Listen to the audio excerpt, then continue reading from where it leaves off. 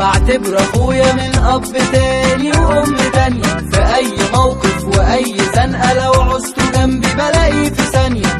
فرقة واحدة وجيم واحد وفي كل حاجة اصحاب بجد، انا وهو على الغريب وعلى ابن عمي واي حد. بينا عشرة وعيش وملح وحاجات كتيرة ما تتحكيش، لما بحتاج ويبقى جنبي بلاقيه معايا ما بيسيبنيش.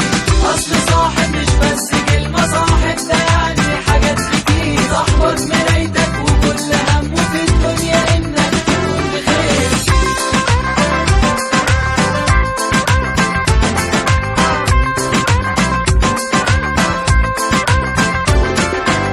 صاحبي راجل وفي المشاكل بلاقي معايا وكأنه ظل، لو يشوفني بغلط في حاجة ما يضلنيش على طول يقول. لما بنجح في اي حاجة بتكون سعادته ما تتوصفش، في كل تفاصيل حياتي شبهي تقريبا احنا ما بنختلفش. بينا عشرة وعيش وملح وحاجات